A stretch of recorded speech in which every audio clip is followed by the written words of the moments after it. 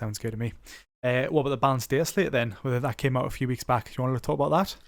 Yes, lots of changes in the balanced data slates, and obviously we made some key predictions about who we thought might win and be the winners and losers. There weren't a very good predictions. Well, we'll get into that, but I think we put our necks on the block, and let's say some of them we were right and some of them we definitely weren't. Definitely. Okay, so do you want to run us through this in terms of just in case anybody doesn't know, a balanced data slate. This is the first one of 10th edition. Yes, and these as experienced players will know these come out once a quarter typically, which isn't us.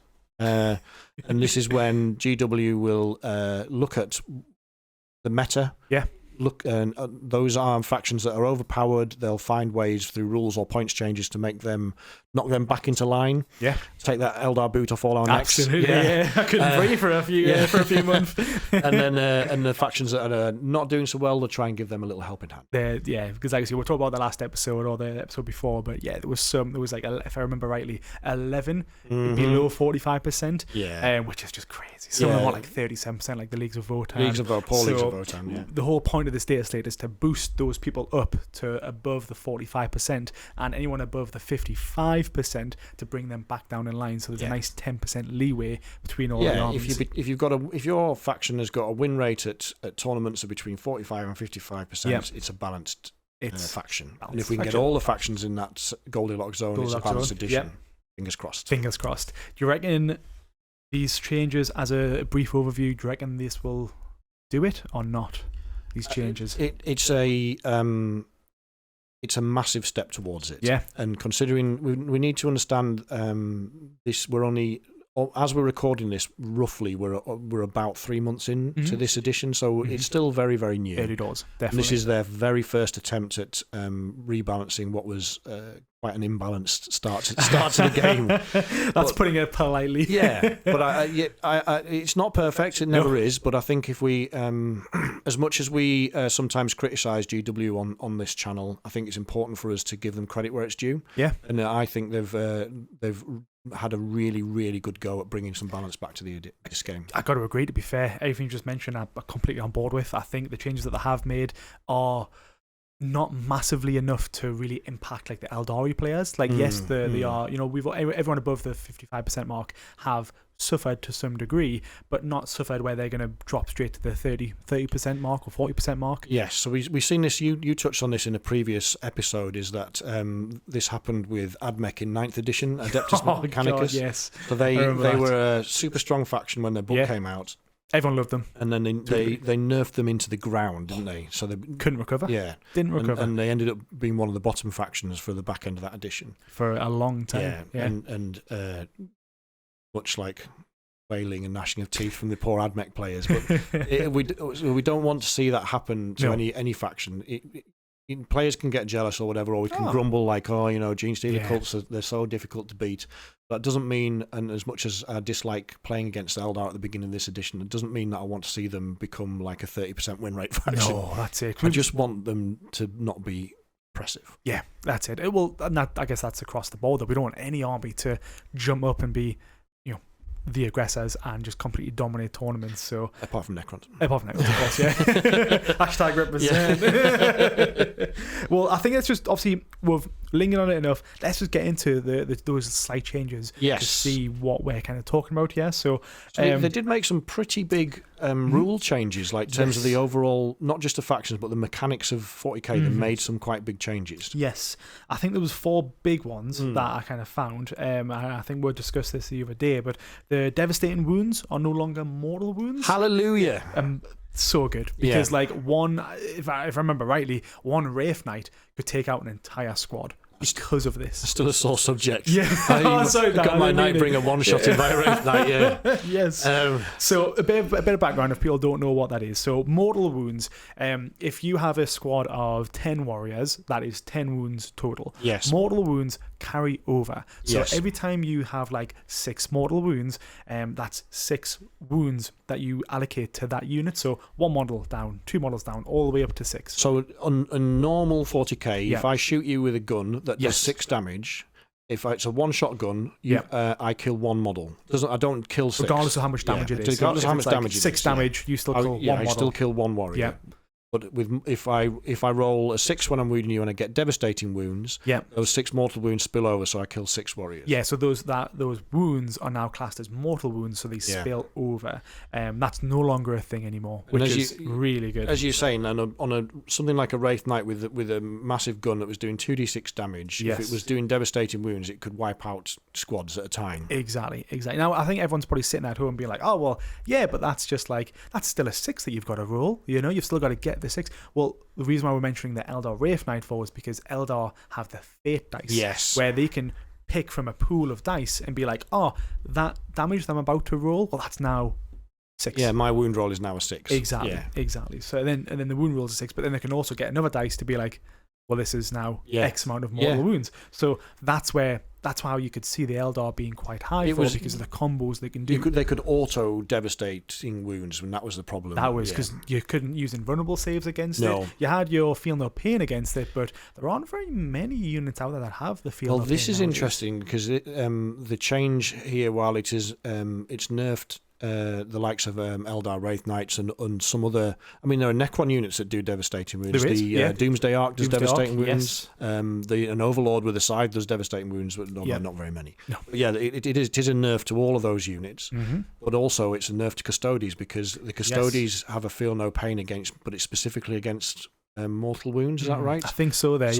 So they were getting a feel no pain against devastating wounds, but now they won't. Yeah, and I think that's nice though because that rule change, not a lot of the lower armies have that many devastating wounds. Yes. So the only big ones I've just mentioned are the Eldar and the Custodes. Well, both of them are above the 55% mark. Yes. So it makes sense for them to make a slight change to that because then that brings them down. And I think as well, Knights also might have that. I'm not too sure. I believe some Knights definitely have devastating wounds. How big they are, and again, they're all above the 55% mark. So that just, in my eyes, really good change. This was a brilliant example of GW tweaking a rule to help rebalance again. It's I'm surprised to say this, but it's quite smart from them. I think it's one of the smartest changes they've made.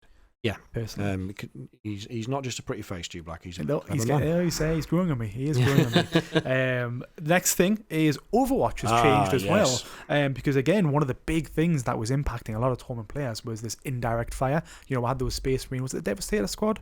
Or Desolation Marines. Desolation Marines. We've all got PTSD from them. We do. So again, if anyone doesn't know what indirect fire is, or even what Overwatch is, indirect fire basically means that you can target units that you cannot see. So you'd have a lot of these Desolation squads, and maybe even some Basilisks in the Imperial Guard army, or even some of the Knight armies. They could basically stay behind terrain, nice and safe, and just constantly fire out these. Barrage of missiles, basically. There is an element of it in modern warfare, and therefore there should be in future warfare. Like we've had mortars in modern warfare for a long time, like artillery, etc. But this, to me, in the game mechanic, always felt like what I would call a 5-year-old's rule. It's like a 5-year-old's playground rule. It's like.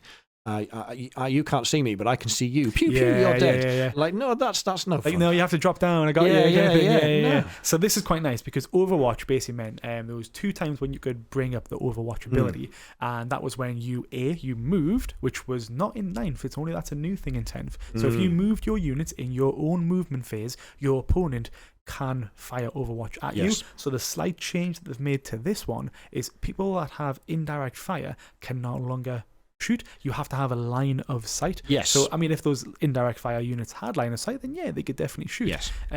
But that's not how they would normally play them. They would keep them safe behind. Yeah, and this was the challenge at the beginning of the game, particularly with and as you mentioned, Desolation Marines were the main culprits here, was because they were getting so many shots.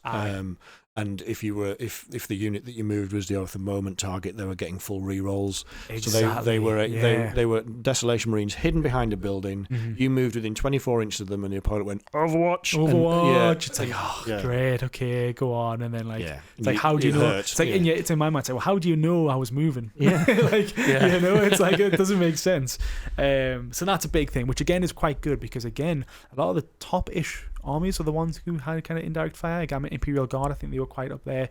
Knights, again, they were on the 57% mark. Yeah, I mean, it's definitely going to as much as it's important tweak to balance, I think this one for me is an important tweak to feels bad moments as well, because it didn't feel like a good mechanic. Yes. And it's just a nice, sensible tweak that makes it work better now. And it makes sense. In my mind, at least. Yeah. You know, how can you shoot at me if you can't see me and if I've moved? So I get like indirect fire, yes, they can do it, but like in my movement, how do you know if I've moved? It doesn't make sense. No. It doesn't make sense. No, it didn't. And the other thing, same with Overwatch as well, is Titanic units can no longer shoot.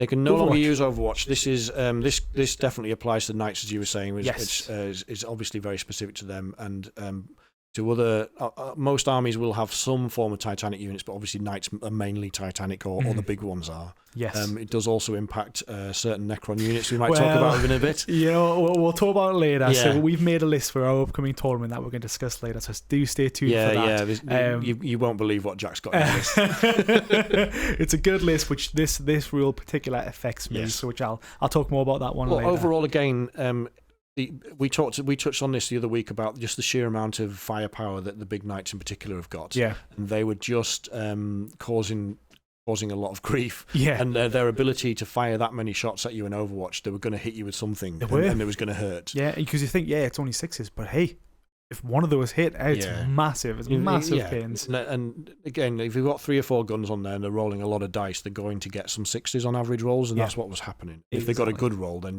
they would wipe you out before you even got there, which is not really what Overwatch is intended to do. No, it's not.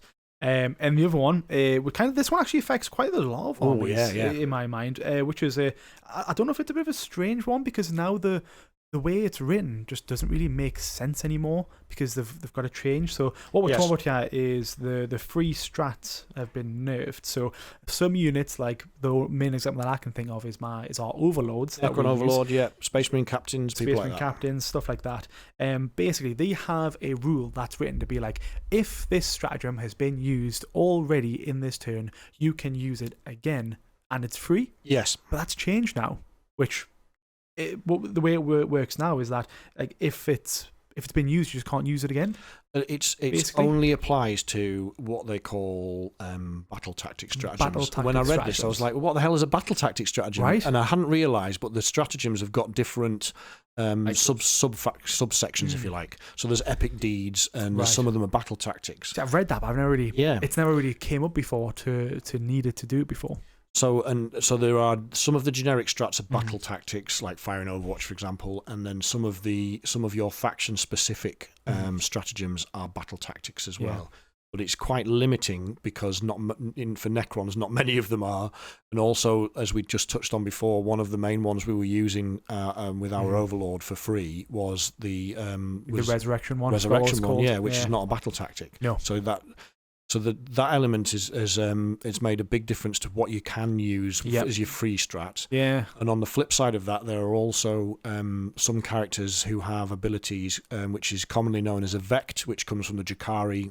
Vect was one of the leaders of Jakari culture, but it's been in the game for a while. And the Vect is where you have a strat that you like to use, right? Yeah. So even if, let's say it's just CP reroll, like, sure. I know you like to use a CP reroll. So the first time you use CP reroll, my Archon in my army goes Vect, and it adds 1 to the cost of that strat for the rest of the game. That's a lot. So 2 CP.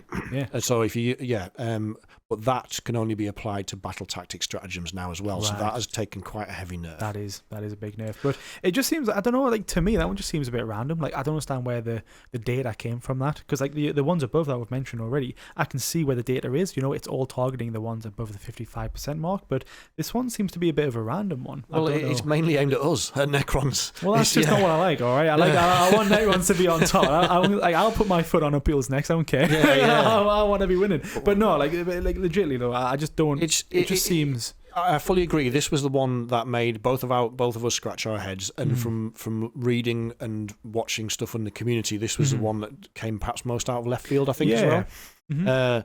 And because it didn't feel like it was particularly oppressive, but that might be because we were benefiting from it. Maybe it was a feels bad for our opponents, and that's not us though, is maybe it? that's why. Maybe that's why they've tweaked that one. Maybe. But from the perspective of changing things to balance the game overall, it didn't feel necessary.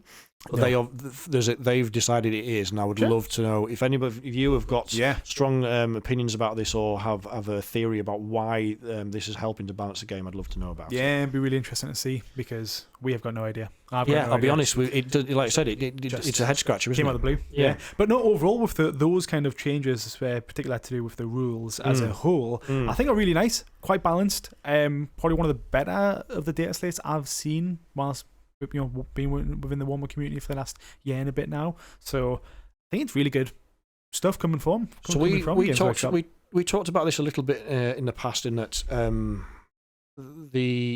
the issue for Stu Black and his team is, I think he's got some amazingly talented people there, and he himself has a very clear vision about what he wants from a game.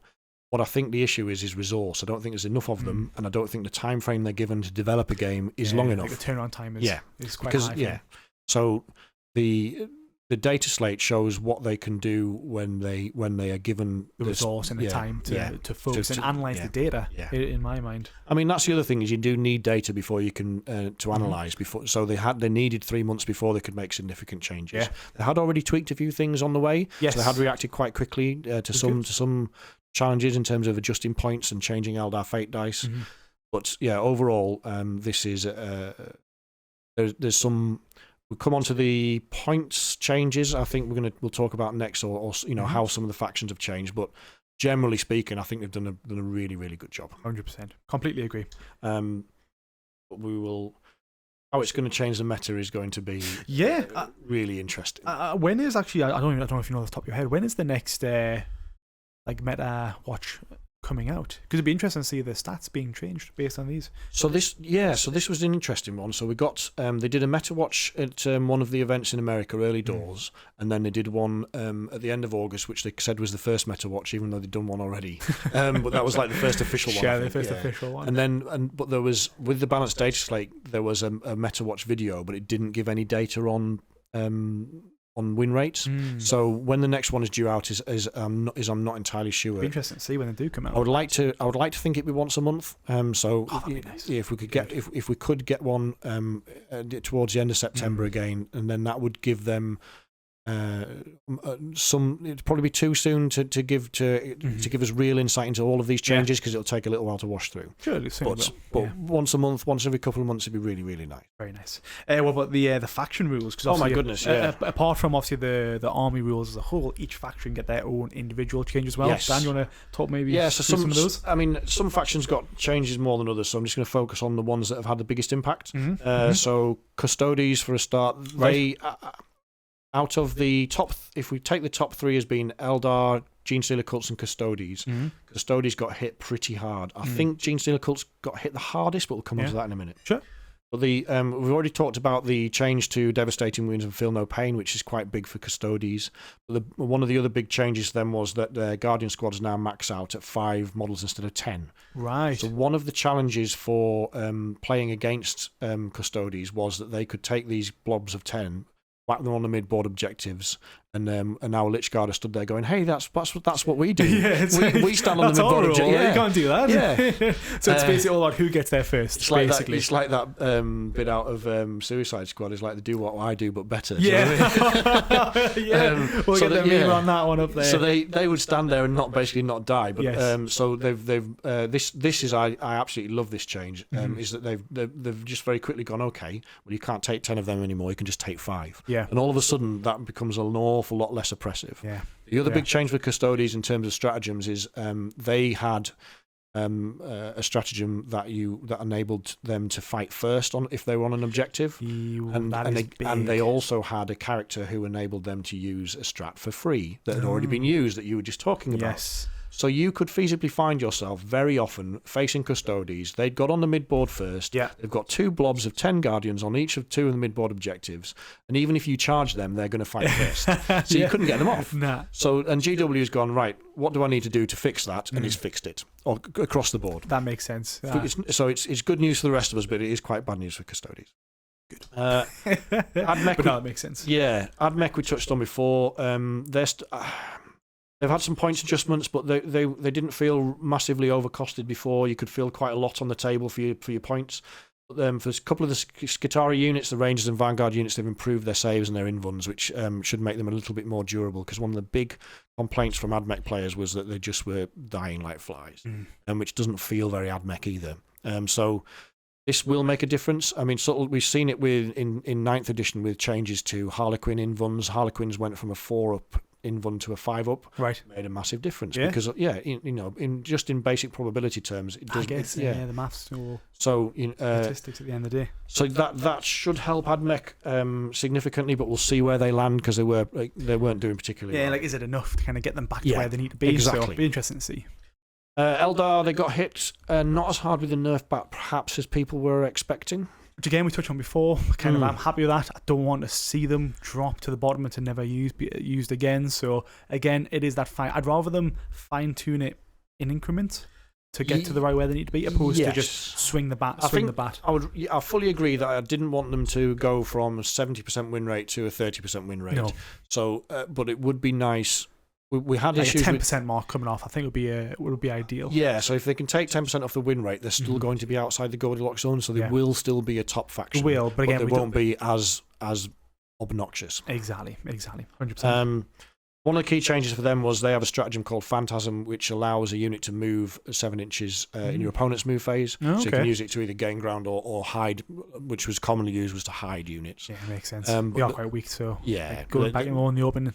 Yes. Or maybe move on to an objective would be nice as well. It's always a good shout. One of the jank moves with that was with things like that had a lot of firepower, like for a vehicle or whatever, is you could pop it out, gun everything down, and then go see ya, and just pop back behind the building again. I need to get going. They've nerfed that, so you can only use it with infantry now, which feels better. Yeah, that makes sense. They got points wise. There's a lot of points changes for Eldar. None of them are favourable, but the general feeling from the Eldar community is that this is nowhere near as bad as they expected it to be. Again, good. I'm happy. Don't want them to drop off the face of the earth, basically. I think they're still going to be challenging for a lot of factions, but they are not going to be as unbeatable as they were. But what I want to hear, Dan, is Death Guard. What, please tell me, is my friend not going to cry anymore? Yeah. Are they playable now?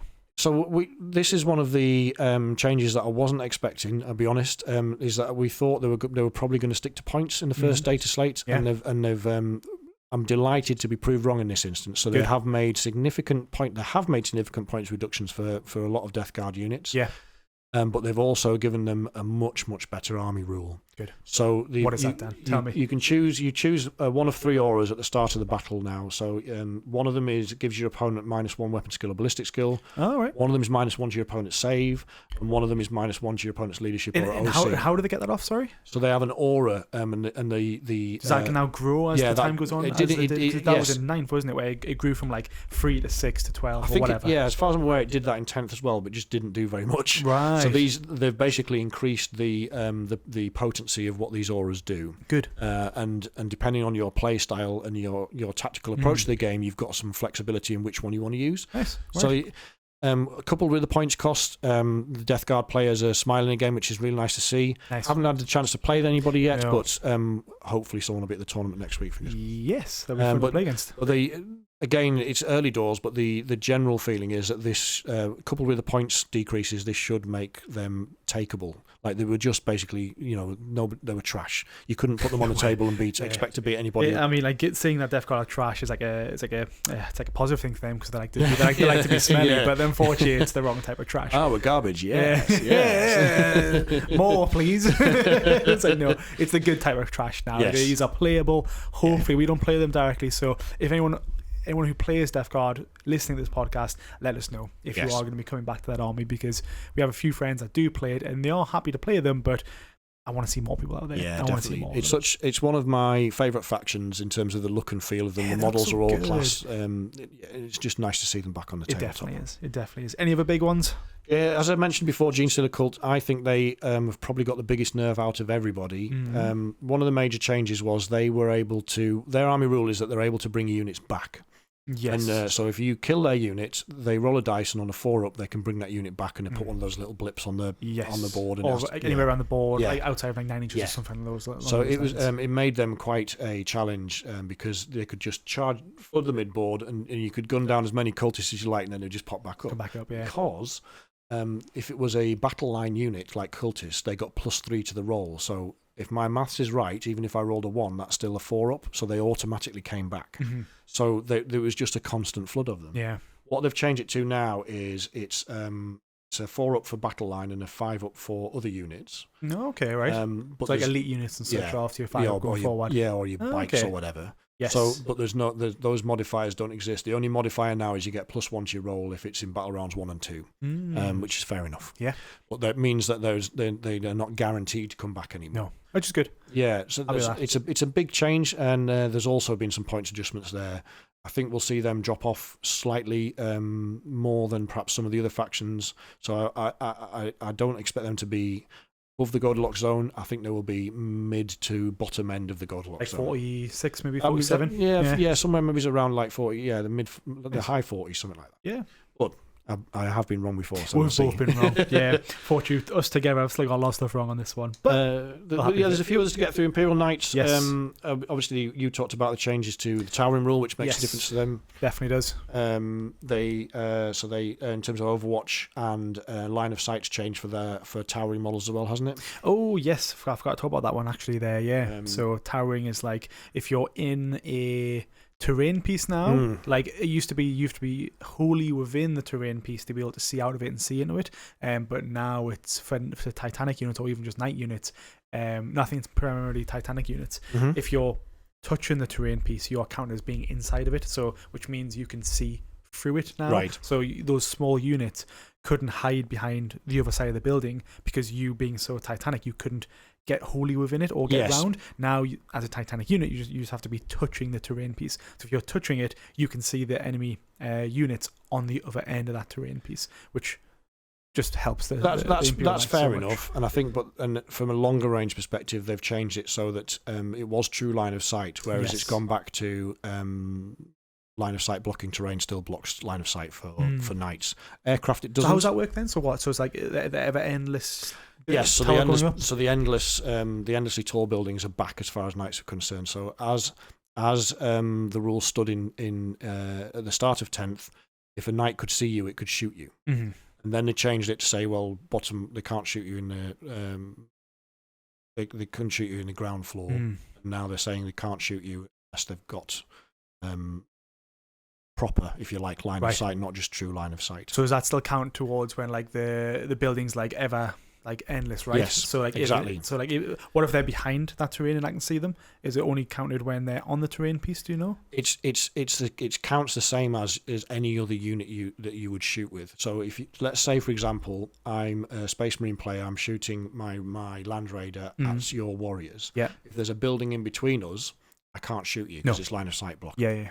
For a knight, if the knight could see true line of sight, if you could draw a line of sight from part of that knight over the top of that building to your warriors, it could shoot you. And is that can't do that. It can't do that anymore. Oh, that sucks as well. Didn't know that was the case.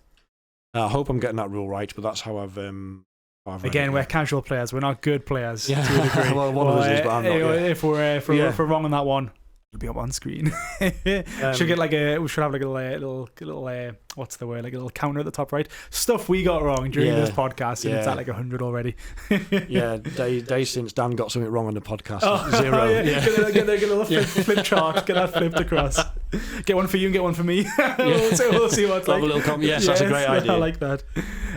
Yes, what else? Votan, and I do know this rule for sure. But Votan, so Votan's army rule was that they got they could pick a unit or 2 units and give them 2 grudge tokens at the start of battle. Yeah. So if one of your units has 1 grudge token, Votan get +1 to hit against it. If they've got 2, they get +1 to wound as well.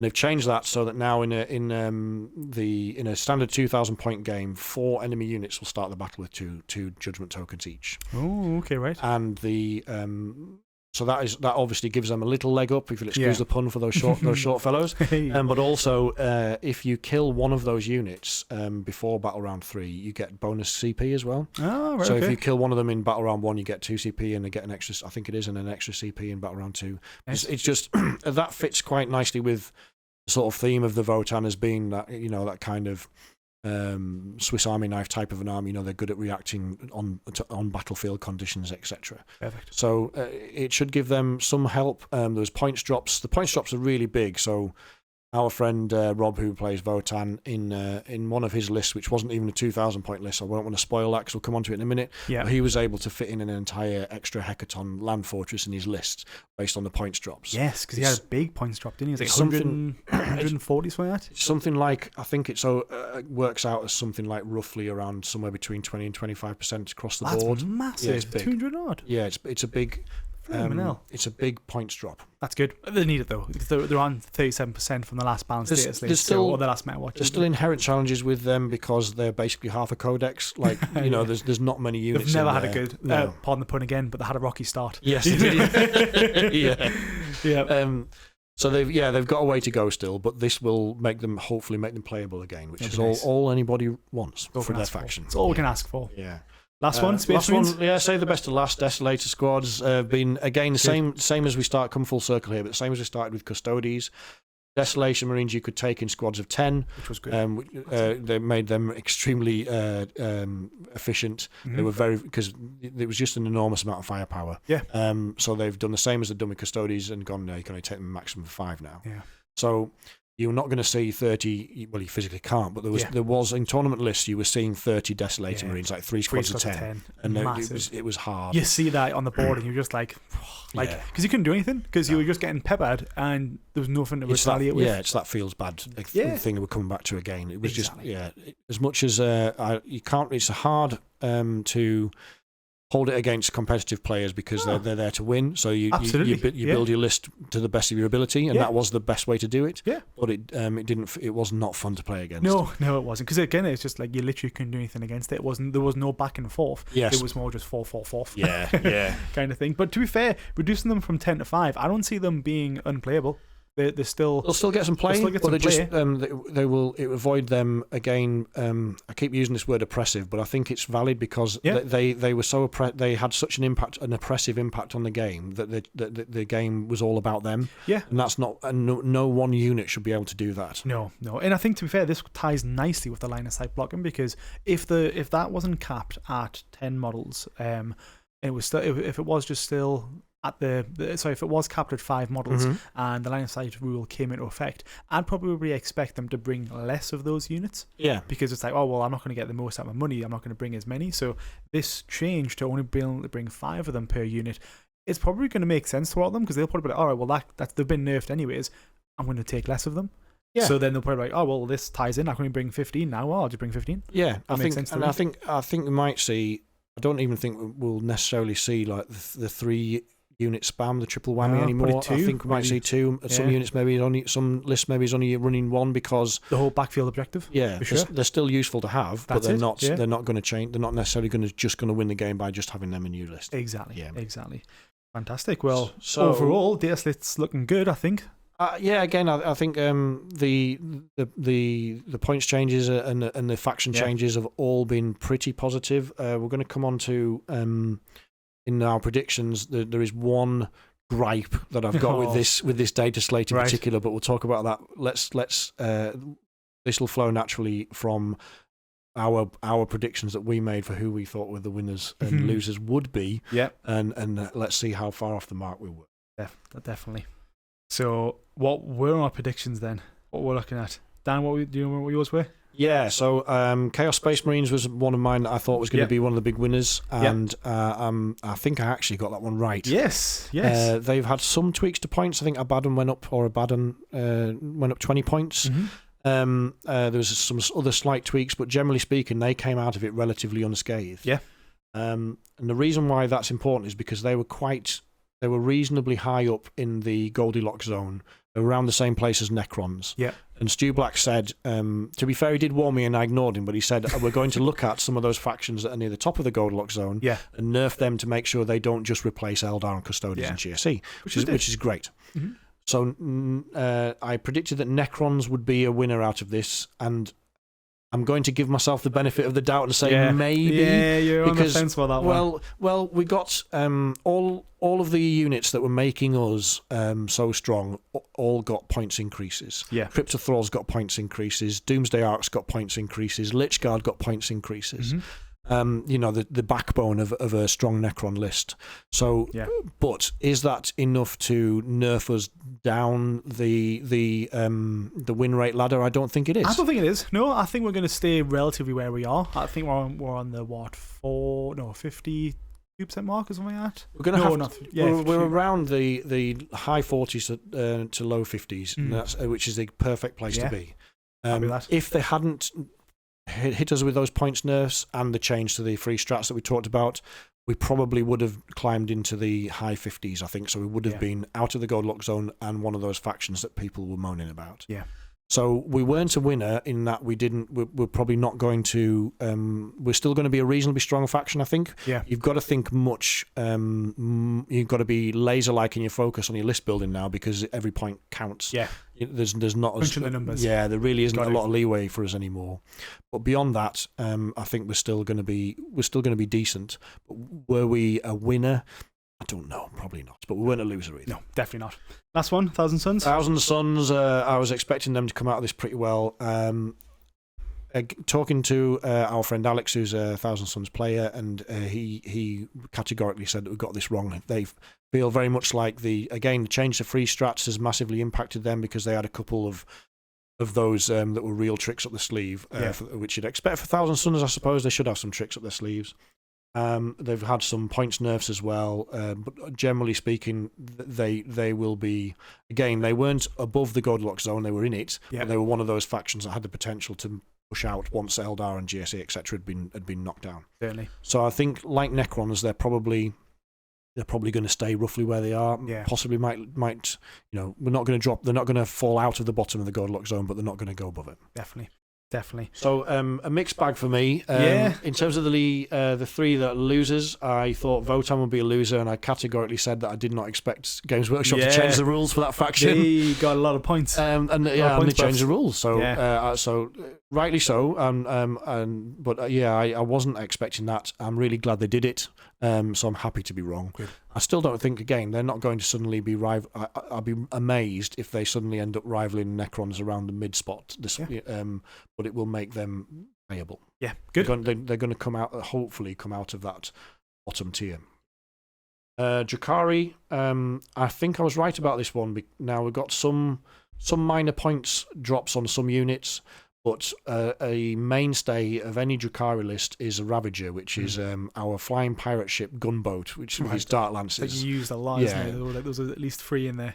And the issue with Drakari was that there is an Eldar subfaction called Inari who can take Drakari as allies. Right. So Inari players weren't happy with how oppressive Eldar were and were taking our Ravagers in their lists. Right. So GW has gone, well, you can have a 20% increase on points on their mates. That's a lot. Yeah. That's a lot. So all of the little points cuts that we got, which were making us slightly more effective, have been outweighed by that. So basically my list has stayed roughly the same points because the Ravagers went up and even though everything went down. The reason I would consider them to be losers in that is because of, as we've just covered extensively, is most of the other bottom to mid factions have all had significant points cuts and or rules changes to help them get a leg up. Yeah. And if everyone around you is getting some support and you don't get any, naturally you're going to get left behind. You are.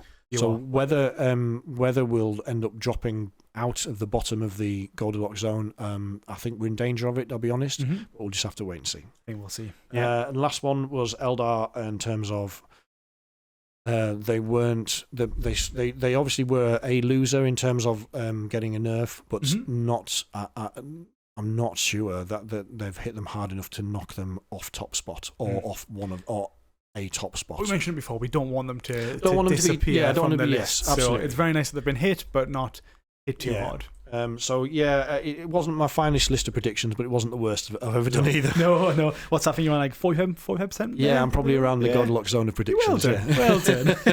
I don't think I'm anywhere. Yeah, I don't think I'm not anywhere near that. To be fair, mine's like 30% I got right. But yeah, my top winners that I thought were going to be were the Grey Knights and the World Eaters. Both of them were actually in the same boat because some of them seen some points decreases across the board, but I don't think it's enough. Personally, I still think they're going to be a bit like, because Grey Knights are a good faction, a good army to use, but they were too expensive to use and field. It's a question of whether they almost needed an enormous points drop, and Exactly. they've had a half decent one, Yeah. Which should make them a little more playable. But it's a question of whether it's enough, isn't it? Really, Exactly. Yeah. But tied that in with what happened to the other armies. So it's not just your army what needs to be improved; it's about what other armies are doing. Exactly. So, has enough been done to the other armies to boost these two up? I still think it's a no. I still think a lot of other armies have the punch to because again, Grey Knights and World Eaters, they're quite a melee army, and you always talk about making melee great again. Yes, make melee great again, GW. Exactly. So I still don't think it's quite there yet for those two particular armies. So unfortunately, I do think they are losers in this to this degree. But I'll happily be wrong once. I think maybe it's been a bit hard on yourself. I don't think they were the winners that we were hoping them would be. No, Grey Knights might surprise us, but I don't think so. I think because of the points drops to other armies, it's a bit like the Drakari issue, isn't it? It kind of negates the benefit to the Grey Knights. Exactly. Nothing was changed about them. They're not losers either, so yeah. Well, we'll put them down as a maybe then. Yeah. We'll put them down as a maybe. My top losers that I thought was going to happen were the Eldar, Death Guard, and Chaos Knights. And again, I'm pretty wrong across the board on those ones. So we've kind of talked about the Eldar side of things. They got some of an Earth, as we just mentioned, but not as big as we thought they were going to be. So I guess technically I'm a little bit right on that one then. Yeah. Because not as hard. Give yourself at least half a mark for that one. Yeah, put it down. You're a good little friend there. Boosting me up for something. Death Guard, completely wrong on that one. That surprised us both, though, didn't it? Yeah, I think it surprised everyone that plays Death Guard as well. Everyone's sitting there like, whoa. Yeah. That little meme where he whistles. And Chaos Knights, again, not really much talk about them. There's the nerf to line of sight with that. Yeah. But it was quite nice that the Chaos Knights, they don't really have a lot of shooting. They're mainly melee, yeah. So it doesn't really impact them too much. And I guess in a way it might improve them if they're versing other Knights players. So, yeah, that would be interesting to see how it works against Imperial Knights versus Chaos Knights matchup. Yeah. That's a really good point. And their point wise are very similar to the Imperial Knights. And they didn't seem to get the big leg up that they probably needed. So they probably still are a loser in that respect. Definitely. Again, you can definitely give yourself some credit for that one. I definitely will. But that's kind of what we've got so far for that one, right? Yeah, so in terms of our predictions versus what happened, I mean, as we've touched on Eldari, they look like they're still going to be very strong. Death Guard look playable again. Yep. The one, and this is my only gripe with the entire balanced data slate, and I know it feels a little bit nitpicky, but this one could be quite big, is what they've done to Tau. I did mention that the other day there, yes. Yes. Basically how much shooting they can now do, which is got really good. Insane points decreases. They can now field an awful lot of guns. Yeah. They're starting to. It's a very early day still, but on paper they look a lot to me like Tau did when their Codex came out, which put them right at the top of the meta. Because I think they were one of those dark horses where they weren't bad. They weren't they were bad technically speaking, but they still could punch really hard. Yes. They just couldn't punch as much because there weren't as many units. Yeah. Now with this points change that they've got, we're going to see a lot more, as you just said, a lot more shooting coming out with, and again, it's not going to be more of a melee focused, unfortunately. No. And I think might be me jumping the gun, but or jumping the Tau gun, but jumping the rail gun. Yeah, but they're on paper very much feels like they are going to go right up to the close to the top of the meta, which is.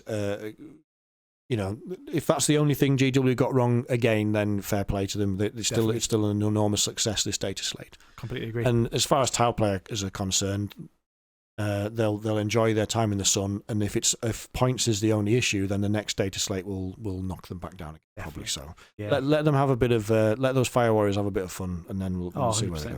Yeah, I think for me, the town, looking forward to them. Death Guard, looking forward to them, and Votann. I'm looking forward to seeing them more with this balanced data slate that's came out, because all of them have seen the points decrease, some quite considerably, and obviously the Death Guard have a new army rule, or an improved army rule. Yeah, definitely. So looking forward to see what happens with those ones. But yeah, any losers I want to talk about, or are we happy with that? No, I think we've pretty much covered them off. GSE, and just to summarise, GSE probably biggest loser. Whether that knocks them so far down that they drop out of the bottom of the Goldilocks zone, I don't know. But we're not going to see them anywhere near the top, I don't think, anymore. Makes sense. Drakari, I think we're going to struggle. We might end up dropping out of the Goldilocks zone. And Guard, actually, the similar thing happened to them in that they got some points cuts, but the units that were actually doing well all got nerfed. So they're in a funny place, and we're just going to have to see how that one washes out. Perfect. Yeah, fantastic. Well, upcoming next, we've got the unit review that we're going to be looking into, and we've got the giveaway, and also we're going to be talking about the tournament that we're going to next time. Yes. Next week. So stay tuned, and we'll see what happens next.